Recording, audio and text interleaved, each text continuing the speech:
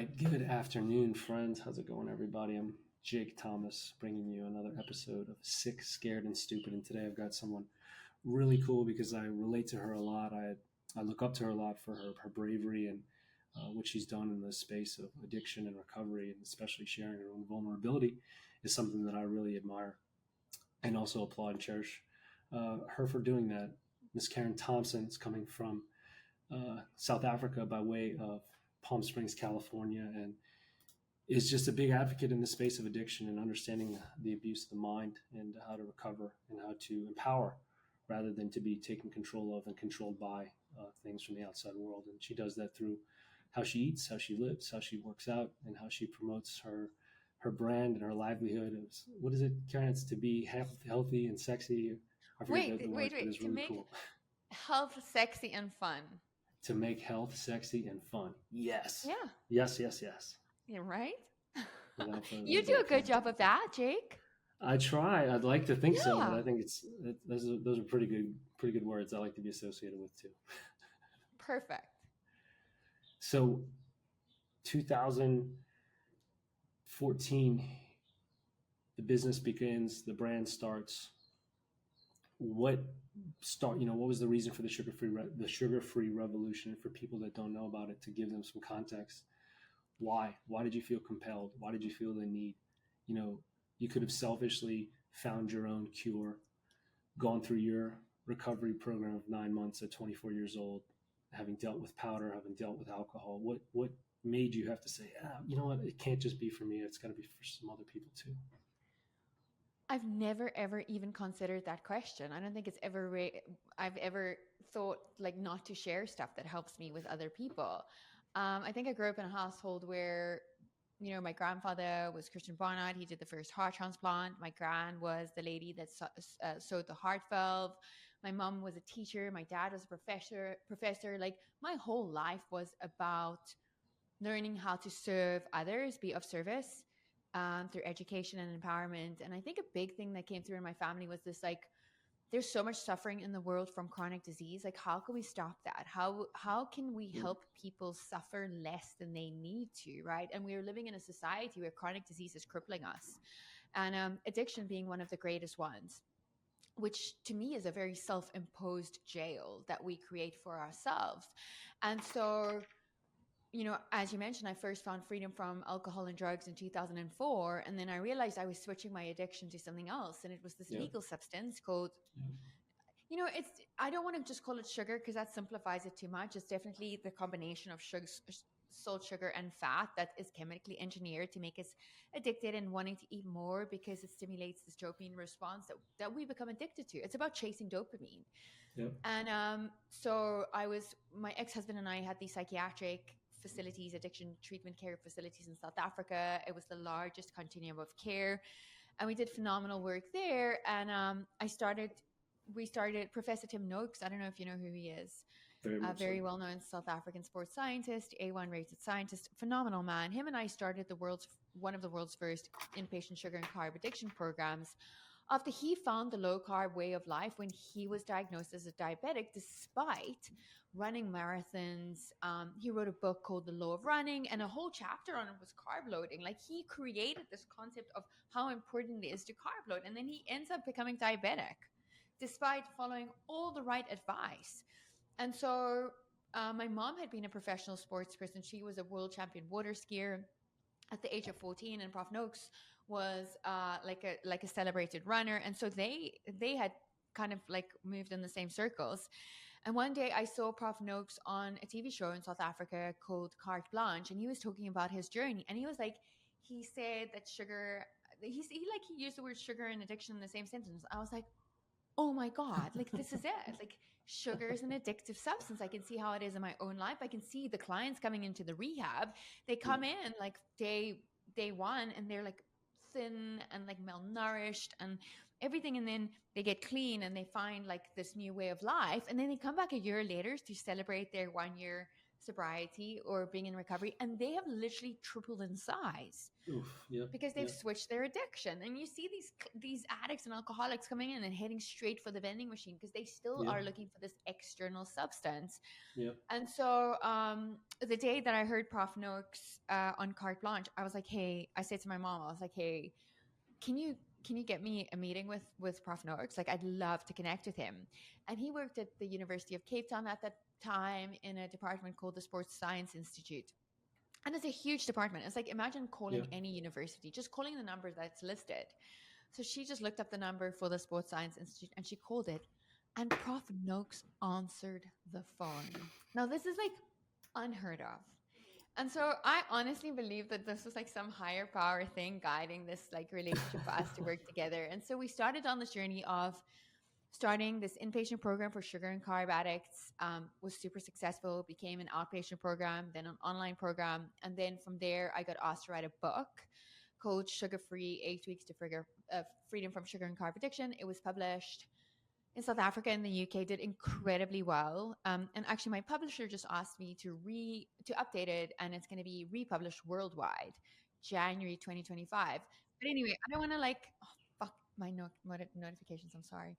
Anyway, so during that time as well, Prof Noakes started getting like all this backlash, right, from the dietitians and the medical community saying that prescribing a low carb diet was dangerous. Like it was detrimental to people's health. It was going to cause people to die. Yeah. Like, isn't that crazy? Like in 2015, these people are saying in 2015 that we Yeah. are going to suffer greatly if we focus on eating real food as close to its natural state as possible. Like, don't do Yeah. that. Like, we should start our day with cereal, and then we should have like a whole grain bread and some salad with some awful vegetable oil dressing on it, or and it was just mind blowing. It was mind boggling to me, and Yeah. I saw Prof going through this, and it was devastating. And so I decided that I was going to organize a conference to support him in this endeavor. And I organized. It was initially called the God, what was it called? The low LCHF carb. or the LCHF, right? Yeah, it was something like low carb health. I don't know. Anyway, we got a big sponsor. We got a big insurance company as a sponsor, and it was ultimately known as the Old Mutual Health Convention. Um, and so we got like Steve Finney, Eric Westman, Gary Taubes, Jason Fung, like these incredible Good speakers. authors. They Good had never, authors. Jake, they had never been in the same place together in the world. Like they'd communicated, but they'd been Yeah. siloed Sure. everywhere. And And so no. it was, Sure. Sure. and it was the first time that they came together. So that was super, super fun. I completely like just went off on a tangent. Yeah. I don't It's even talking about remember what your question was. selflessness. Your origins of selflessness and the why. Of finding the need to get it out, not just for yourself, but it's and kind of just piggybacking on what you're saying, Karen. Like I tell people, anyone that's in a space of self actualization or improvement or personal growth, development of any kind, recovery, it is innately part of that process to give it away, to try to give it away, to say like, "Oh my God, I can't believe I found this, Karen. You got to try this." You know what I mean? And it's kind of a similar parallel to being an addict or an abuser. I always wanted to do drugs with my friends, or I always wanted my friends to do drugs with me. In the sense like I didn't want to just party alone. I didn't want to just drink alone. I always wanted to share and extend the party, extend the fun as best I could. And to me, now finding this vitality or just a new breath of life within life, it's like, yeah, I just want other people to feel it too. Selfishly, I want you to Yeah. feel what I'm feeling, to understand what I've come to find to be profitable and fruitful. And so that's why I kind of challenge you with that question of like, what made you feel the need to do that? And I think it's kind of a trick question in the sense that like, there's no feeling of need. It just kind of comes with the territory. Right. And I think one of the biggest things if you do work the 12-step program, which I'm a huge proponent of, and, that's what got me clean and allowed me to really like, I still work it. It allows me to just work on myself and look at my private situations and, how I can show up for myself and others in a bigger way. And one of the biggest cornerstones of that program is this concept of service. Yeah. And we can only keep what we have by giving it away. Yeah. And I'm a firm believer in that. Like I can only keep what I have by giving it away. And so that's just ingrained in me in every part of my being. And so I think you operate in the same way. Yeah, it took me finding that, for me, a lot of it was part of identity. When I was in the military is something that I didn't realize it at the time, but it gave me such an identity. It gave me the mission, it gave me clarity of purpose. And I think finding this path is what gave me a new identity. In the time between military separation and kind of getting my feet back under me was this feeling of loss, feeling of misplacement, displacement, and a lack of purpose and identity. And so I was looking everywhere I could find it. And a lot of times that meant through abuse of self, through just not feeling proper, not feeling deserving, not feeling right, not feeling honest. And so I was trying to hide, I was trying to succumb and deal with the world in a way that felt good at the time. Obviously it was just simple pleasuring to try to numb through the pain, but it's not being happy, it's not feeling wholesome. And so to try to fill that void or lack of wholesomeness was substance, material things, pleasurable company, anything and everything that could feel something like that. And then once I started to let go of that and embrace this me, the honest me, I began to see like, wow, this is what the missing piece was. This is why I couldn't sleep. It wasn't because I wasn't happy or I was chasing something. It's because I didn't have this. I didn't have this feeling of myself, of wholesomeness, of honesty, of belief, of self-love, for a better way to say it. And so trying to replace that with other things is it's a hamster wheel to nowhere. And once you finally start to do that, yeah, it's the more you give it away, seemingly, the more you receive from that. Yeah. It's, even that's kind of colloquial, but it's very much the truth. It's very much the truth, and I think that's why I keep. I'm not thinking. It's definitely why I keep doing what I'm doing, because if I've gotten this far in such a short amount of time to be able to feel the way that I do, I think like, God, imagine what this is going to be like in 5, 10, 15, a lifetime worth of selflessness, so to speak. Yeah. That's beautiful. So Wait, have you what? been married? No, I'm a single, no dependents. Okay, wow. You're a catch. Yeah. If I wasn't blushing before, I'm blushing now. You have gone kind of red. Yeah, that's definitely the blush. Thanks. No, single, no Sorry. dependence. Yeah, no, that's all good. It's all good. I'm just now on the spotlight now. Um, you weren't prepared for the first question. I wasn't prepared for that one. So, fair play. Perfect. What Yeah, I what got you. what was I love you saying Prof Noakes, by the way. Like that's got to be pretty cool to know Tim Noakes like that casually. Yeah, it's Prof Noakes, no big deal. To the rest of the Aw. world who doesn't know who Professor Tim Noakes is, you definitely want to take a look. Most notably, like what Karen touched on, a lot of his workings in ketogenics and understanding the lifestyle, low carb living. In 2014, 2015, there's a documentary, I can't remember the name of it, where a lot of legislation that he was on the forefront of for in South Africa that was, I want to say it was either a changing of foods possibly in schools. I can't remember exactly, but I just remember watching the documentary. But he was on the front foot of trying to pass some new legislation there to either promote a change, I think, in diets within schools, possibly, or some type of medical service regarding what was permissible towards nutrition. But I can't remember now. I'm kind of rambling on it. But one of my favorite projects with Tim Noakes was with Lewis Pugh, the swimming Yes, in the Arctic. that was Lewis is awesome. Did you Lewis see is that stud. documentary? Yeah, yeah, that's pretty cool. I like to think I swim in cold water and do decently at it, but like that's a whole nother level. That's next level. That makes Yeah. everyone else who's like taking 2 minutes in the little ice bath just seem ridiculous. Do you know what I mean? Like, Watching you him train loser. and warm up. Yeah, watching him train You're and not like warm up. having Prof Noakes like shower you down with hot water on I the and like know. on the boat that you're on I because you're know. literally about to die. Yeah, yeah, and having all the data tracking and the biometrics that they were running live with him on the shark fin on his back and all that, and how he could barely talk and just, I thought that was Right. And the incredible. That was polar incredible. bears everywhere. I mean, Yeah, that was next level. Even that was Wim Hof awesome. has nothing on him. No, that was I was jaw dropped watching that, but at the same time being like, that is so cool. Like human beings are So cool. amazing. Like we are amazing. And coming back to addiction, think about thinking about now about how much we prioritize how we nourish ourselves physically and spiritually. With physical and spiritual nutrition, I like to say. how much we do that now, and how, life only seems to get more challenging, more difficult. There's always gonna be something else. Unfortunately, it's just the way things go. Obviously, our preparedness for that is what we can determine. The fortunateness of events, or the unfortunateness of events, and the way they come, whether we choose to see them as obstacles or as necessities, is perception. But our preparedness in dealing with those things is absolutely something we can do about. And I think back to 20s and times during addiction and abuse, and thinking like, God, I was fueled on just junk and liquid courage and cigarettes and an occasional meal, per day, because I wouldn't eat sometimes for a few days, like you wrote about also. Yeah. And to think like, God, we were just still running hot. Like the body was still able to do it, and to think about now, God, I smelled someone smoking a cigarette the other day when I was running. And I almost wanted to pass out or vomit. I was like, first off, I was taking a gas and thinking like, God, people still smoke. Like I was like, huh, how cool. It's coming back though. I mean, it's funny to think that it even left. You know what I mean? But I was literally like, I was like, oh, how nostalgic, just smoking a cig, cool, man.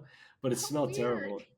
But it was weird, and to think like we were able to live on what we were eating and what we were consuming and what we were doing. And now it's like I'm so detailed with meticulous attention and intention and gratitude and purposefulness about what I eat and how I'm eating and how I'm thinking and how I'm feeling. And even with all that, life can still be a test. People think like, oh, Jake, you just sit there and you read a lot and you this and that, and you have the habits and your little practice and da da da da, and you must be just like sitting like a Buddha on a globe all the time. No, like absolutely not. The reality is life is going to be what it is, but again, it's just the preparedness for it that all that seems to aid. But it's really the preparedness of feeling. It's the content, the wholesomeness, again talking about from earlier, that was not there. And I would damn sure take this challenge as opposed to being in the blinded, obliviousness that we used to be in. Absolutely. Well, here's the thing. Life's fucking hard. Like there's nothing easy about life. And I know that I make my life harder even than sometimes it has to be, because I am one of those people that has to like hit my own head, and I have to learn for myself. There are people who can learn through others. They say those are the wise people, and then there are people who have to learn for themselves, and those are the non-wise. I don't know how the saying goes. I'm that one. I'm the one who has to make the mistake and feel it for myself. Um, I don't just learn through other people's mistakes. I have to make them. But I just think that on this quest, and it's become so prevalent in society now, for these quick fixes and this instant gratification, and this like, let's just take semaglutide and lose weight, and or like take appetite suppressants and like whatever, right? It's We're circumventing this natural process that we really need to appreciate and respect something. And that's called hard work. That's called putting in the effort. That's called appreciating the result, right? And our world's not functioning according to that anymore. And so I think it's so important for us to constantly expose ourselves to really difficult things over and over again, because that's where the reward sits. Getting into recovery from addiction was the hardest thing I've done. And I do it every single day of my life. Yep, yep, Right? I yep, don't just yep. like sit around and like, oh no, like I have to be aware of this and anything. I chase dopamine. Like Yep. I went on, okay, here's a funny story. So I went to Arizona this past weekend for an event with Greg Glassman, like from CrossFit. And it Nice. was phenomenal.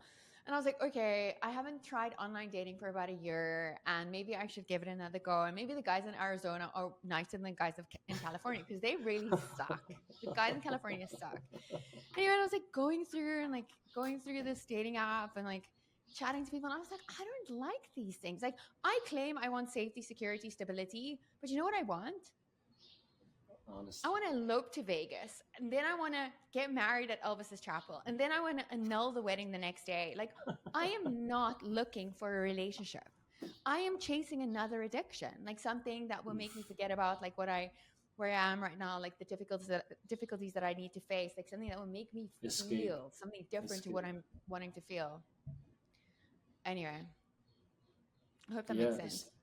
the escape is Yeah. the escapism. You know, I think escapism is the bane of modern society, because everything about what we've not. I mean, we had to grow up and evolve into it, so to speak. But the way the Gen Z or forward from that is born into it, to where it's normalized, and that's just the way it is. To where, you know, I actually had a dating app idea for a grad school project, um, because I was in the same place, like sick of what I was seeing online, because everything that I saw, and I went through all the major ones, I went through some of the back channel ones, and even some of the elite ones, to try to compare and run some customer analysis and consumer insights and say, like, okay, what was right, what was good. I would say 90 plus percent, not would say, for sure, statistically, over thousands and thousands of profiles looked at, 90 plus percent of photos were doctored or altered in some way, without a doubt. 90, more than 90%. Filters were applied, obvious retouchings to the face, particularly with wrinkles and fine lining. And this is men and women. This is irrespective of sex. What people, Shush. oh yeah, Seriously? oh yeah, what people were wearing to hide idiosyncrasies or to hide flaws, um, shame, shameful aspects of themselves, how they would stand, how they would sit, just the way the pictures were illustrated to cast is absolutely best. Please, hope you like me enough. I'm begging. Yeah, that's exactly Kind of it. a disposition. That's the truth, as opposed to, like my idea for the app was, okay, let's have everybody be swimsuits or underwear only, pretty much like modeling portfolio shots, headshots, no makeup allowed, faces, no smiling, just blank, and 5 photos, full front, full back, profile left and right, and bust up. Chick, that sounds like the And worst idea I've ever heard. totally. And a lot of people thought it was terrible. And I said, I think it's the only way it's going to ever have people be honest with who they are. And then I took it even a step further and said, you have to attach a W-2 or a 1099 or show some type of income. You have to have education to show. You have to show where you live, to where everything was about honesty, in the sense that, okay, I'm about to be 40. I make no money. Here's the proof of that. I live at home with relatives. Here's the proof of that. But I have some really cool hobbies, and I'm really smart. Hopefully there's somebody out there for me. Or I'm really out of shape. I make a lot of money. Da da da da. Or I'm this person and I fly business everywhere, but no one pays for it, or I don't pay for it ever. Weird. I have all these cool things, but no one, I don't pay for it. Someone else does. Just to put that honesty out there, in the sense that I love this guy. He's 50, 150 pounds overweight, lives with his mother, but he's a fucking rocket scientist, and I think it's so cool. Sweet. That's my man, or like, she's my girl and she's totally my sugar baby, and I fly her everywhere, Maldives business and Dubai, and it's fine. But I'm cool with it, and so is she, and we're honest about it, as opposed to, yeah, so you want to tell me where you got all those pictures from? Because I know yoga retreats don't pay business class to the Maldives, you know? And so, yeah, anyway, the app never came from more than an idea. I tried to get it to some seed rounds, but people are like, dude, this is too radical. And anyway, it was just about honesty, because now I think the younger generation comes into this world and they're already using these filters and doctoring photos and altering themselves, in the sense that I don't feel good enough as me. I don't feel worthy enough to attract a mate as I am. So I need to use, oh my God, you don't use filters? You don't like touch up your face at all? Like, what are you doing? Like, you're never going to get into the algorithm. You're never going to be attractive enough for someone that you're seeking out. That sucks. And it's one thing for us to have grown into that at our ages and be like, all right, maybe that's just kind of the way it's turned into. But for someone that's still in their teens or an adolescent, that's like putting photos up, and before she can even think or he can even say, yeah, this is me just out at the ballpark with the boys playing baseball, like, there's got to be some type of doctoring or altering to an image in order to feel better than, And I think that's where we've gone to. And that's what I say about escapism, in the sense that, yeah, you want to get high? Perfect. We'll get it delivered to you. God, when I moved to Manhattan, oh my God, I was in heaven, because now it's like you literally, make the call. Yeah, we'll be there in 20 minutes. Just say the cross streets. Wow, this is amazing. Drugs delivered, girls delivered, food delivered, anything you want delivered. You don't have to earn it. You don't have to go get it. You don't have to kill for it. You don't have to make it happen other than just be able to pay the money and boom, it's delivered to you on the spot. We've lost and continue to lose that innate hunter's prowess, that makes us feel worthy of the kill, whether it's in a relationship, and obviously I don't mean to kill, but courtship even, like where the Yeah. fuck has that gone? And that's where I I don't kind of know. derailed from the dating app sense and had another kind of idea on top of this dating app, to where if we sent messages to each other, I wanted it to be in the form of like a carrier pigeon. So the messages would never be immediately received. There would be this randomized sequence of timing for when the messages would be received. So let's say I send you a message today once we match. If I sent you a message, I don't know when you would receive it. It might be that instant. It might not be for like 10 days, but it would be to purposefully create tension and promiscuous, not promiscuous, but, mysticism and a little bit of spontaneity to this arranged situation of courtship, because I think that's what's a big part that's missing, because people are trying to not be here, because we're not happy. We don't feel good. We're scared. We're tired. We're worn down. We don't understand why. Yet everything that's advertised on TV, mainstream media, and otherwise is telling us, oh, just eat these things, go to these places, drink this medicine, wake up and just recalibrate the same way all over again, see how you feel. It's crazy. It's life. But Yeah, I think it's very different in the US as well compared to other countries, right? Like, I remember when we moved here 7 years ago, and we traveled here a lot before, but I have always been shocked at the amount of fast food drive-throughs. Like, I don't think it's prevalent like this in any other country. Like, you do not have to get out of your car here to get anything. And now with like Instacart and Uber Eats, and like, you literally don't have to get off your couch to get anything. And and it just feeds into that whole like instant gratification, just everything, and pretending that you have this great life from your sofa while you're feeling miserable and alone. And we're bombarded with social media. Like, I go into Instagram, I'm like, oh my god, I'm such a loser, my life sucks, like I've achieved nothing, I'm not good enough. Like, I start thinking that, and then I'm like, oh my god, what is wrong with me? Seriously, like, this is ridiculous. Like, I'm the hardest worker I know. I've had it's March. I've had two super successful events. I have a book that's going to be reissued like in January. Like, this is work I've put in. I produced a documentary on one of the events that we had. Like, and it's like we're midway through March. Like, and then I look at like, and I'm like, I've never had the ability to really, and I think that this is the era that we come from. How old are you? about to be 40, Oh, 39. you're a baby. Jeez, my God, you're like a child. Anyway, so it's like a different. It was like a different way of being raised, and now I look at the kids, and they're and I'm generalizing because there are exceptions to each rule, but it's just like demanding.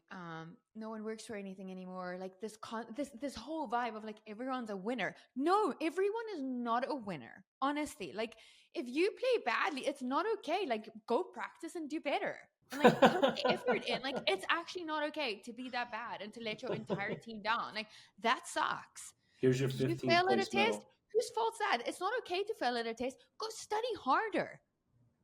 I don't know. Like, I have such a problem with like everyone's a winner. Like, no, not everyone's a winner. Most people says suck. says says the person living in California. What do you mean? Oh, I know, right? I'm like, Where I'm you're in the counting the haven of moments till I can leave. you're in the haven of 15th place medal.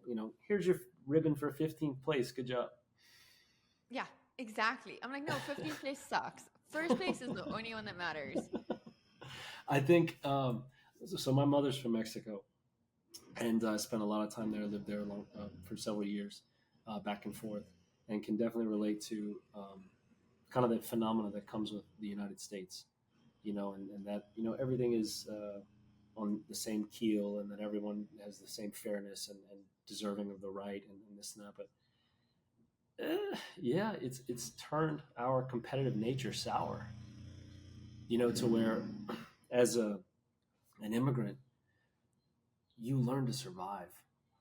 You learn about self-reliance, independence, autonomy, industriousness, excuse me.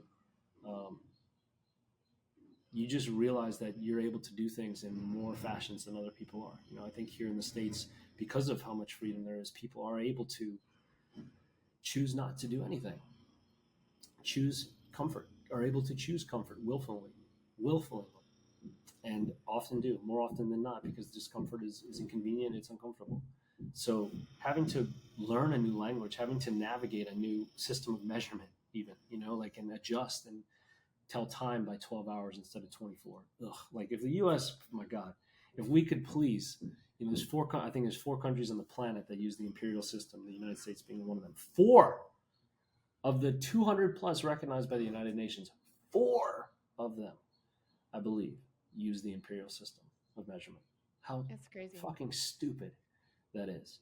So I'm a huge advocate to change from the US's imperial units of measure to metric. Um, Same for time, 24 I hours. agree. I have military time AM, on my phone. yeah, AM and PM. People say the same. People say the same to me.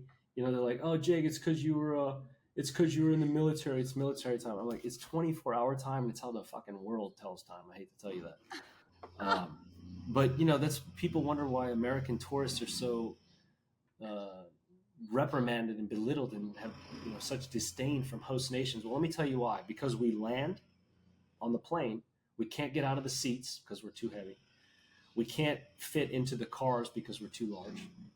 We don't know how to tell time because we land and it's 16:10, and I go, "Well, what time does that mean? I don't know what it means." And they go, hello, welcome to Cape Town. The time is 16:45. The temperature is 12 degrees. What time is that? And to 12, I don't understand. And now we're speaking Afrikaans. I don't speak the language. I don't know the origin of the language. I know nothing.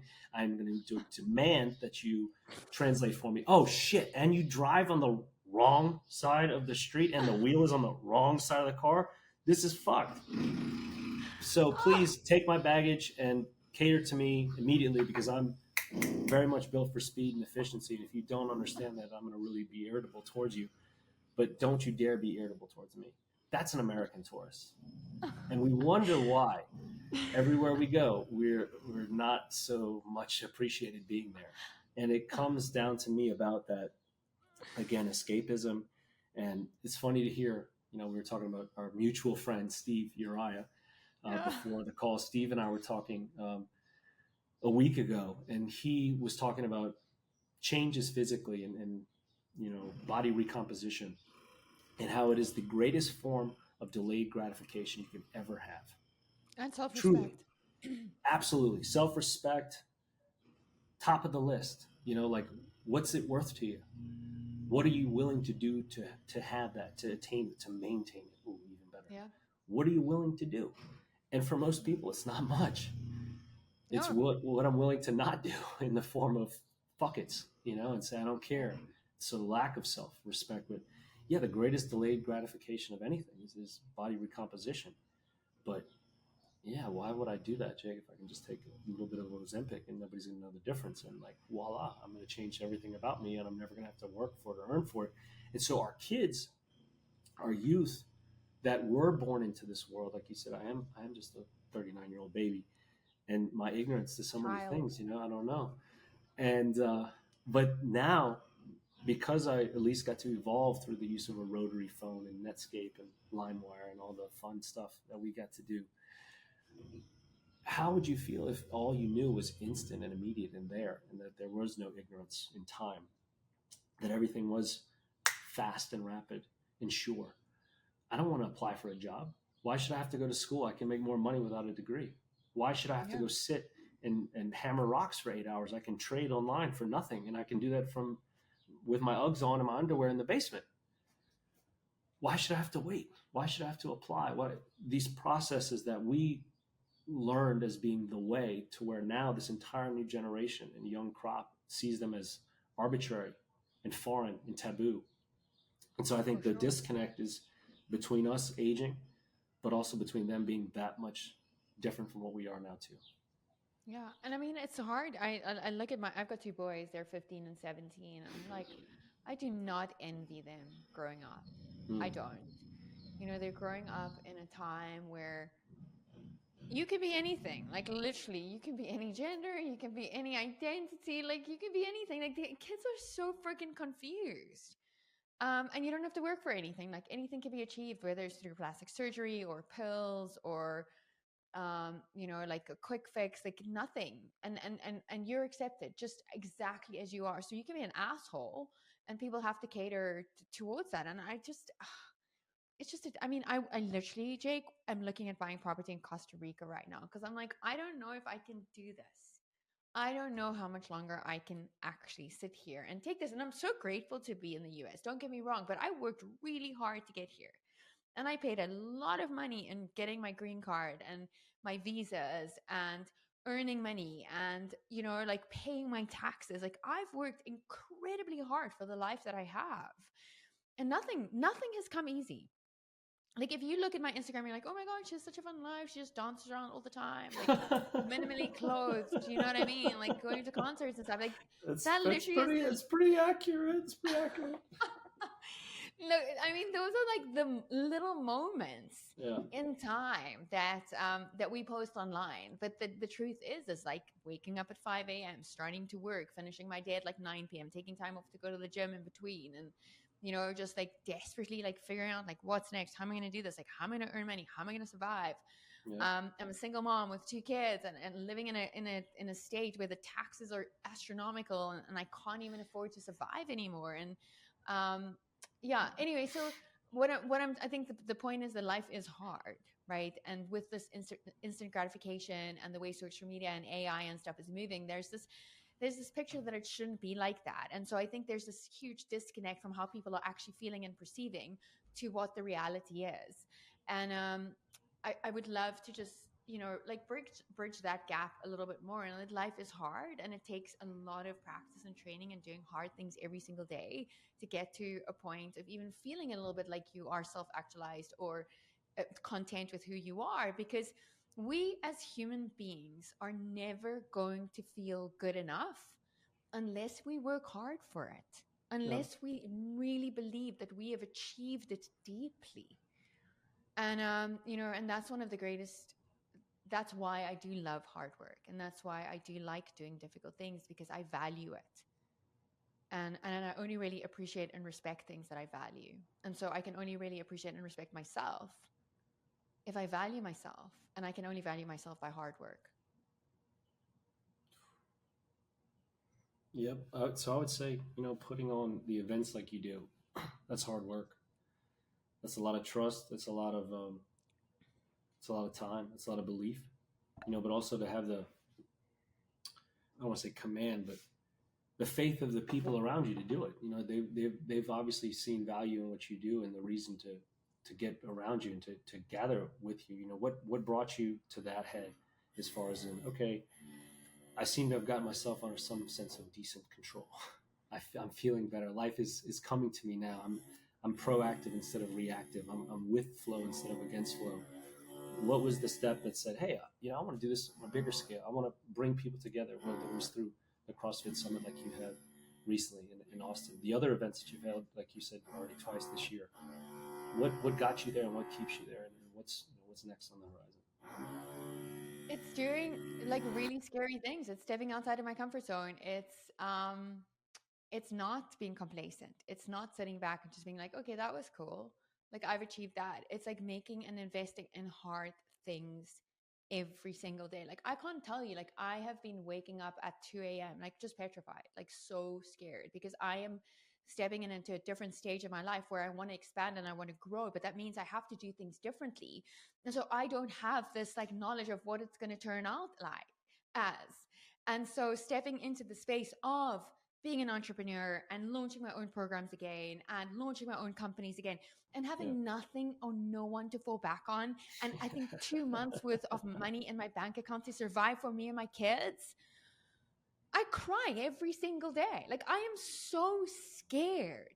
But I can tell you when I do have that success or when I do fail and I try again, that's what builds me. That's what sustains Yeah. me. And that's what Yeah. pushes me to the next level of where I want to be. Like sitting back and just keeping going and sitting and be like, oh, my life sucks. Like, I wish I got a promotion or whatever, whatever. It's like, it's never going to take me to this place where I want to be. And I want to live a life of passion and purpose. Mm. And that takes taking huge risks Yeah. constantly. Yeah. And so that's where I am right now, and I'm really scared. You know, fear is fear. Thank you, first off. It's for sharing your vulnerability. It's probably one of the, I think it's one of the greatest gifts you can give anyone is for them to feel comfortable enough to be honest. Yeah. So thank you for sharing that. First off, it's awesome to be in the realm of that kind of vulnerability. Fear is a beautiful thing. Fear is something that keeps you alive, it keeps you awake, it keeps you warm when you're cold. It keeps you knowing you're not dead. And being afraid is a good thing because without fear, there is no courage. Yeah. Courage can only come in the face of fear. You know, I define courage by being afraid, acknowledging the fear, and moving forward in spite of it. Yeah, doing it anyway. Yeah, doing it anyway, you know? And yeah, there is no courage without fear. So it sounds like, yeah, you might be afraid, but there's a shit ton of courage going around with that too. You know, because there's Absolutely. continued action. There's not succumbing to the fear. There's not rolling over and saying, all right, well, single mom, I'm gonna ditch the boys too, and I'm going rogue and figure it out. Nah. You look up, you get afraid. 2 o'clock in the morning, you feel what I call the breath of the wolf on the back of your neck, especially as an Yeah. entrepreneur. You know, without the breath of the wolf, you don't continue the stride. It's the breath of the wolf on the back of the neck that makes you keep fucking running. Yeah. You know, It because makes you without try it, things. yeah, without it, you'll slow down and say, "I'm good." I'll get complacent. I'll get comfortable. Nah, Yeah. And I was asking myself the other day, I mean, this conversation is really going all over the show. I apologize for that. But no, it's I perfect. generally just like speak what's on my mind at the time. I was like, Perfect. why didn't I just marry a rich guy? Like, why don't I just Oh, find perfect. There, now we're getting to a really good spot. Excellent. Carry on. why don't listen? I'm like the epitome of your dating app right now, where I'm literally just, I've been sick in bed. I was on this long trip to Arizona. I got home so late last night, went to McDonald's, slept like 3 hours, woke up. I feel like shit today. And you can see it. Like, I'm your unfiltered dating app profile right now. So this is like the Perfect. first case in your Perfect. dating app. Perfect. Well, I would swipe and then send a message and hope that it got there within at least 30 days. I don't know, some type of reasonable time. Oh my god, that's hysterical. Wait, what was the actual point of what I was starting to say to you? You were talking about, you know, fear and waking up, and or I'd finished about fear and talking about that, and you were thinking about, you know, the waking up each day and still having to carry on and going forward in spite of it. You know. Yeah, and I think that, and you're right. That's courage. That is courage to show up and do difficult things. And I think, my life hasn't been easy. It really, really hasn't. From the age of 4, I've experienced a ton of trauma and neglect and abandonment. And I think what makes a really truly beautiful person, and this is what makes me beautiful as well, is that despite the heartache, despite the heartbreak, despite the rejection, the abandonment, just the shame, the sadness, the loss, I can still show up and love deeply. Yeah. I can still show you my heart. Most people can't. Right? Yeah, I think it's good. And you were talking about, you know, I could have just married a rich guy. That was the tangent. Oh, that Uh, was it. Yeah. um, yeah, I think again, it's consciously seeking suffering for personal growth, whether Yeah. you mean to or it just happens. It's kind of the road to self mastery is paved in fucking suffering, you know. And that doesn't Yeah. mean about being like a masochist and I have to saw my No. arms constantly. No, but just like you said, like to be surrounded by fear and having to enact courage constantly, that's fucking living, man. Like that's Yeah. living, you know. Yeah. And those are two grateful kids that know that. that see Yeah. that are around that are motivated by that, driven by that. I came from a single mother, saw the same. You know, I Oh. still see the same, still see the same drive and care and concern and nurturing. You know, the understanding of what it was to be at ends meet and having to fly my brother and I to see her and having rolls of quarters for us to be able to make calls on the flights and our packs of batteries to travel with because we traveled as Oh. unaccompanied minors at like 8 and 11 years old or 6 and 9. I forget. We were really young. So we were like these two little kids going around the airport, you know, holding hands and just with our batteries, our bags full of batteries and quarters to make phone calls with. But Oh. that's what it took, you know. But like that's something that I admire now, and I say that in the sense that I can't relate to your fear in that sense as a mother. I'm not there. I never will be there, obviously, maternally. But to be able to look back, and my mother was here just a little while ago before we got on the call. Yeah, that's man, that's fucking living in fear. Like that's a master of fear, or maybe it's not a master of fear, but it's an embracer of courage. And I Yeah. think that's the cool thing. So like, yeah, again, it might be tough, but it's a life full of courage too. It's pretty damn cool. But Yeah. then, yeah, it could be fine and without fear, and you could just marry up. That's an easy situation, filler. And I definitely got a laugh out of that when you said that because it's true. And I used to kind of mock with friends of mine, like girlfriends. Would say that single friends, like, "Hey, you can always just quit right now and marry up." You know what I mean? Like you've always got that to fall back on. Like, hey, go for broke, try your hand at everything, and if it doesn't work out, you still got like just fall back and get taken care of. Like it's a pretty good deal. Now it's very lowly maybe to think and simple minded, but it's true, you know. And as opposed to, I don't think the street would work the same way for me. To think like, yeah, I'll just marry up, you know, and she'll love me, and it's not the same. But Yeah, you don't have that option.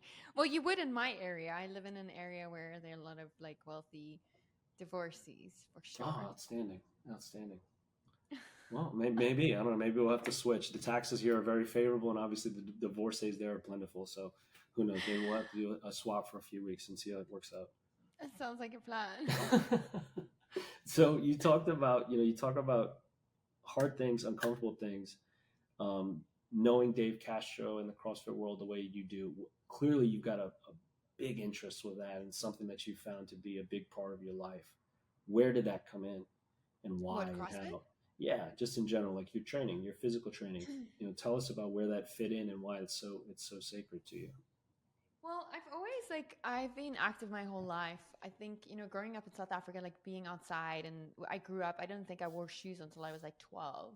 You and We Jimmy grew up on the Buffett. farm. Huh? You and Jimmy Buffett, the late Jimmy Buffett.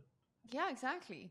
Um, so, I think physical activity was just part of life. Like it was, we played outside, we played with sticks, we played with the animals. Like it was just, I was always super active. And then in the schools in South Africa from a very young age, you have to do sport. It's not even an option. Like you have to do at least three sports, like not just one Mm, occasionally, like all the time. So we all had to swim. It was part of school. Play netball. I played rugby with the boys. We played cricket, like athletics, everything. Like that's just what you did.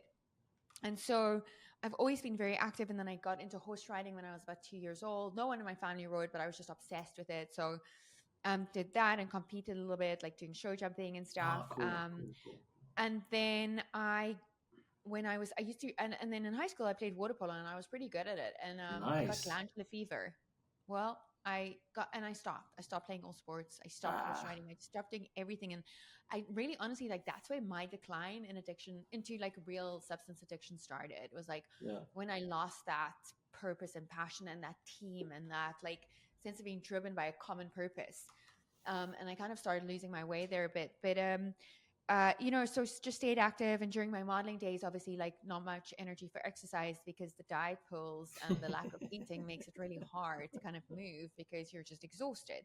And so, when I got into recovery, I started doing exercise again. And my brother was super into CrossFit. Like he was living in the UK, he was like obsessed with it. And so when he came back to Cape Town and I was living there and I had my two kids, he took me to his CrossFit gym for an on ramp. And I hated it. I was like, this is insane. Like, this is awful.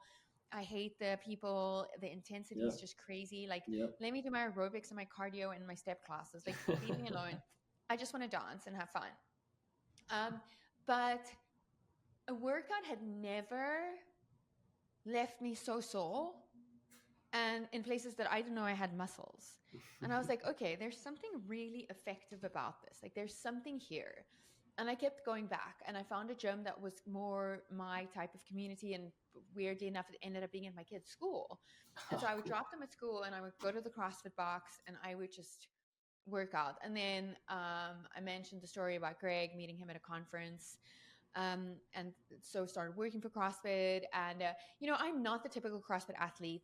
I'm 5'10", like I'm so tall, and most CrossFit athletes are like 5'2", and Sure, so sure. burpees for me take like double the time that it does for somebody else. I'm like a Or baby the giraffe or when I the do that. pull-ups, you need the higher rig so you don't drag your feet on the ground. Yeah, my feet hang on the floor. Like Yeah, it's yeah, not pretty. I have like this shoulder injury from water polo. Like I can't even do much of like the yeah. hanging stuff. I'm not going to do a handstand push up. But what I do love about it is this like feeling of community and camaraderie, and that I can do a really intense workout in an hour in a short period of time. And I've literally fallen in love with lifting weights. Like I absolutely love it. I crave it. Like I've been away for a week. I haven't worked out. Like I've eaten badly. It's just like one of those things where, yeah, I should have made time, but I didn't. Mm, mm, It didn't work out. So I yeah. need to just get back on track, right? But I'm like, oh, I just want to go do some deadlifts. I've got them. I've got like a Yeah, barbell here in the house. I'm just yeah, gonna go do it later. yeah. But anyway, CrossFit really, what I love about CrossFit is that it reminds me a lot of like the 12-step community. But just without the cigarettes and the coffee. And it's, you know what I mean? It's like, it's where I belong. It's where I have found a community who will root for me when I can't root for myself, who will call me up and be like, hey, why weren't you at the 4 p.m. class? Like, what's Yeah, going on? Are you okay? yeah, Who will constantly push me to be better, who will constantly push me to yeah, do difficult things, because CrossFit movements are complex at times. And, yeah, it's difficult. And when I achieve those small wins in the gym, that translates into like wins in my life. yep. I've realized that I'm capable of so much more than I give myself credit for, because I am able to do 200-pound deadlift, right? And it's like, okay, well, if I can do a 200-pound deadlift, like I can face that dude in the boardroom as the CEO. Like I Yes, can do yes, all yes, these things yes, that I didn't think I was capable of. And so, yes. um, yeah, I'm like, yeah, I don't need anyone to help me move furniture or fix the toilet. I got it. But you know what I mean? Like it's Yeah, so much yeah, more to me than just an exercise program. It's a way of life yeah. that has empowered me in every other area. Oh, same, same. Do you do You know, CrossFit? yeah. Since I mean, the beginning of it was really kind of when I was getting out of the military. I got out in 2007, and we were really kind of writing the origins for the CrossFit programming in Marine Corps at the time. And right when I was getting out was when it really first started to kick off, in the first games I think came right then in 2008 or 2009.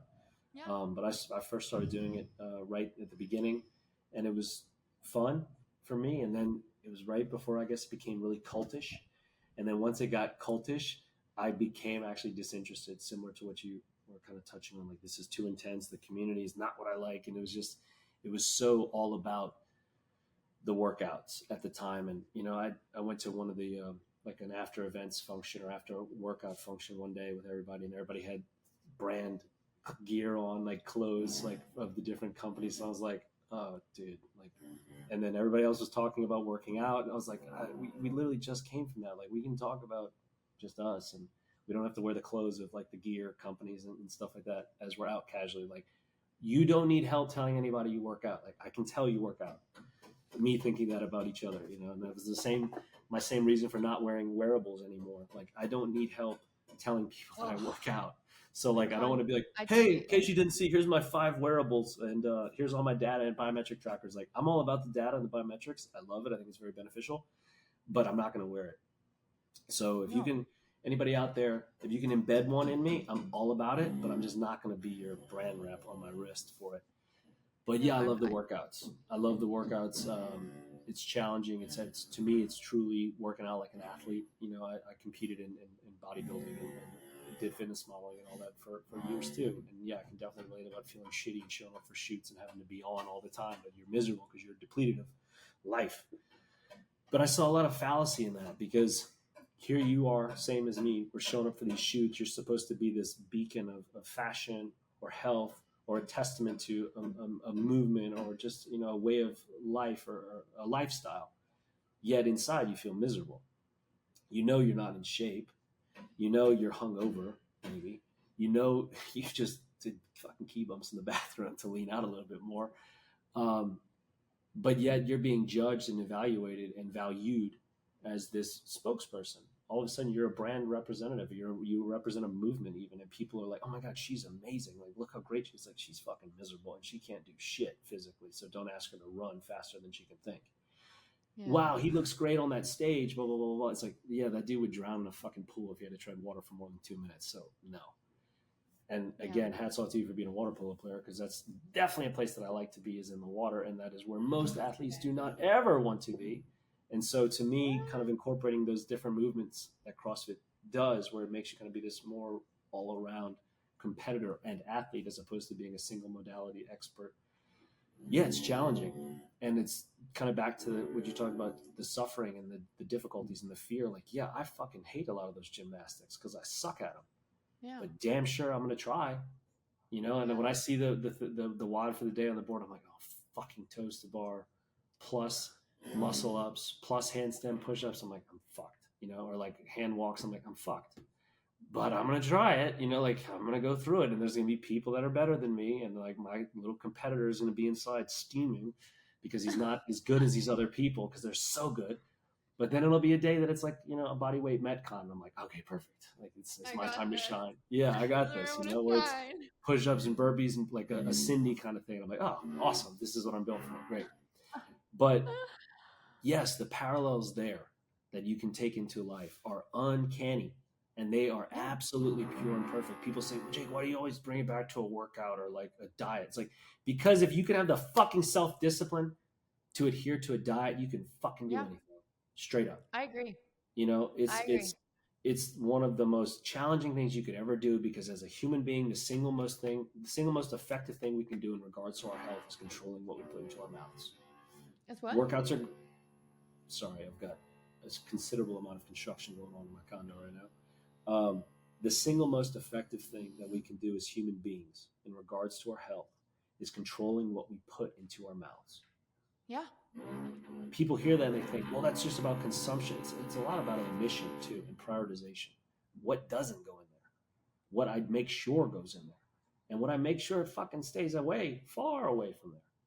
Yeah. Because you and I both know plenty of people that probably work out lots, twice a day, but they don't look like they do. Why is that? They're not losing the battle in the gym.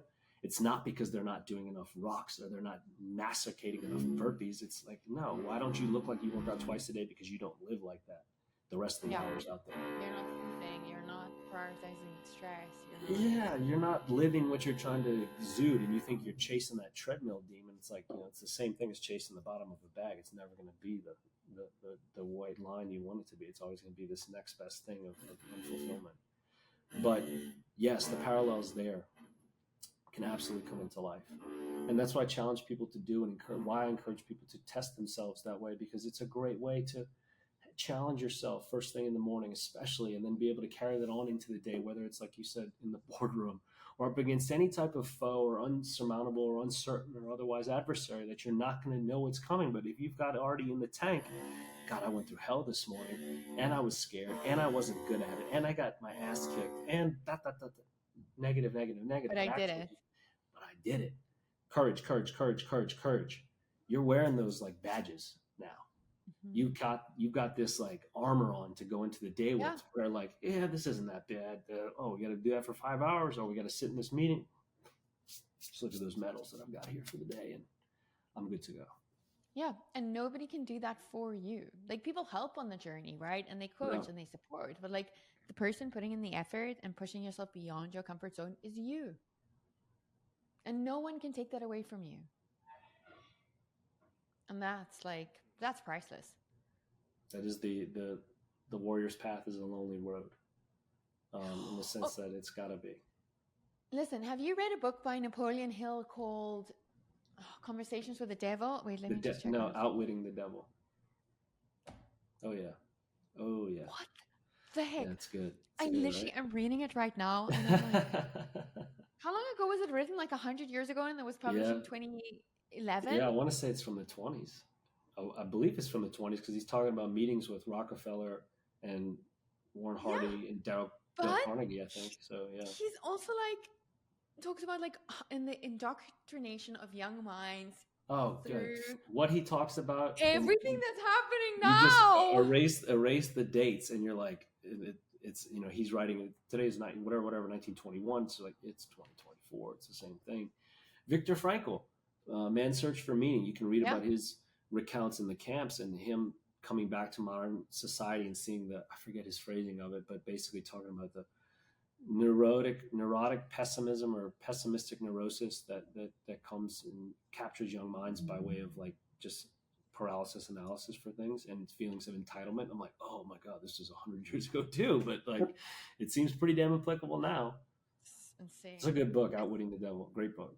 Great It's book. great, all about propaganda and stuff. And I'm like, oh my gosh, everyone should read this book. Like, it's fantastic. It's and you know, and I think that's probably why I focus so much on fear today, because Yeah, it's such a big concept in the book, right? It's like this paralysis, like the devil essentially shows up as fear in our yeah, lives, and if we feed that, like we're firmly in the grasps and in this trap, and like, you know, we stop working out and we start eating healthily, and just everything goes out of it. yeah. There's a good biblical quote about the greatest trick the devil ever played was convincing man that he didn't exist. And the only reason evil exists is because we believe in it. You know, we give evil life through Yeah, belief.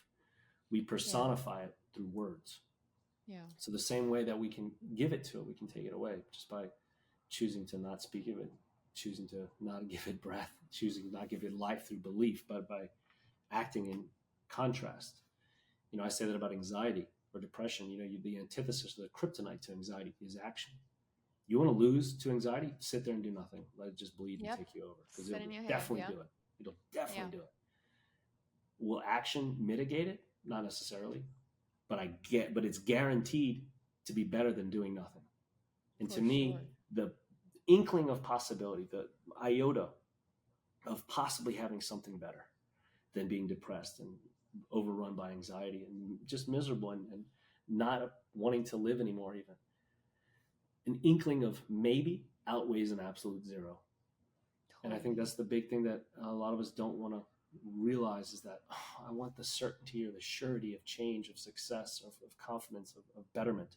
Well, it's not sure, it's not certain, but the maybe is always going to be better than that absolute freaking zero. That's for sure. Yeah, I love that. Well, Karen, what's coming up next? Like you said, you've already got two events in the bag for this year. It's not even finished March. The new book republication is coming out to go on the global scale now. That's Sugar Free Revolution, right? Also, or the 8 weeks. I don't know what it's gonna be called. I think it's definitely gonna be called sugar free something, like sugar free, freedom from sugar and carbs. I don't know. The publisher pretty much owns me and the Yeah, content, so who knows? I will you got keep to you pull posted pull though, because some Robert Kiyosaki and get radical with the titling. You know, where it's like that doesn't make. Why would you call this Rich Dad Poor Dad? Because if I call it fucking basic frugal economics, nobody's gonna buy that shit. And he was it's right. so unsexy. Yeah, yeah. But Rich Dad Poor Dad, you're like, it's kind of that's kind of neat. Oh, that's amazing. So I've got the book coming out. I'm going to be doing an event in Palm Springs, November 3rd to the 5th. I'm not 100% sure what that looks like, but it's going to be fun. You know, this whole mission of mine to make health sexy and fun, because obviously all I do the whole day is dance around and have fun.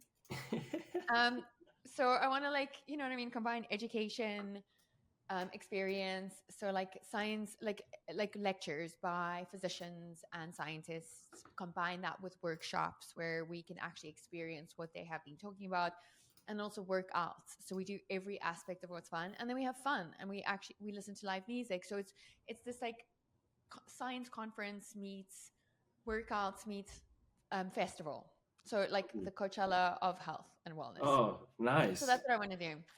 That's Yeah, great. Coachella of I know, Health. right? So Yeah, save the date and be there. noted. Um, Okay. Do I So that's have to? Can I happening. can I come in a tunic and be flown in by helicopter and on somebody else's dollar? And I'm trying to think of what other funny paradoxes I could say of being Only if you can somebody's. parachute onto the roof of the hotel while doing it, Okay. which you probably Okay. can. I don't know Okay. where Yeah. in the military you I'm like, were, we but just get a clearance for that, and we'll make it happen. perfect. Well, so Jake will be performing a Yeah. stunt. Yeah. So everyone should come and watch. God help us. God help us. Yeah, especially the divorcees. I'm talking to all of you. Make sure the divorcees are stocked full. The divorcee pond is stocked full, and I'll bring some tax relief for everybody else. Okay, perfect. Okay, wait. Let's hear your stats. So, okay, what do you put on dating sites? Okay, what? Dating sites. Oh boy, this is How fun. tall are you? 5'9", it's 175 centimeter. 175. Okay. What's your age range in looking in for a partner? Um, good question. 25, 35. That's a good one. 25, 30. If I had a hard answer, otherwise I would say above 18, infinity. Wow. Okay. Okay. Because I wouldn't say I'm necessarily looking for a partner either. What are you You looking know, for? open ended, not open ended relationship, not open relationship. I'm just no terms, no T's and C's, no rules. I don't have any conditions. So just day by day, take it as Yeah, it comes. yeah. Not against it, but just not. Don't have a specific singular focus. To quote Napoleon Hill, don't have a specific singular focus of partner requirements. I'm more of just an appreciator of what beauty is, and it'll take me wherever it Oh, goes. I love that. And then send your pictures in underwear of like unfiltered, no smiling, Nope. back and front side Yep. to Jake, and we can go through it. I'll help you. Fair enough. Fair enough. I've still got my Polaroids and my the comp cards. Oh my god, that's hysterical! I have mine as Yeah. well. I found them the other day. It's funny. I just got a thing from one of my agencies in Mexico City about a thing in Cancun in a couple of weeks. That's a maybe, and the request was, "Hey, can I submit you as an option for this?" I was like, "Fuck yeah!" I haven't Yeah, done that any of sounds this in amazing. forever. But yeah, 4 days in Cancun. I was like, "Yeah, that could be cool." That sounds But amazing. yeah, we'll see. Awesome. We'll see. Well, thank you so much, Karen Thompson. It's been a pleasure to Thank speak with you you. and listen. And again, and a thank you for your vulnerability and for everybody and your honesty and your yeah, the truth. It's a real deal. Um, Well, thank you for for anybody being so listening, sweet. you can find Karen at sugarfreerevolution.com, at sugarfreerevolution on Instagram. And I'm definitely going to save the date in the calendar for November 3rd and 5th, Palm Springs. It's been too long since I've been out there anyway, so it's a good reason Yeah, to go. it was so much fun. Cool. Looking forward to it. Thank you, Karen. Thanks, Jake. All right, everybody. Thank you all for another episode of Sick, Scared, and Stupid. I'm Jake Thomas. Hope you enjoyed.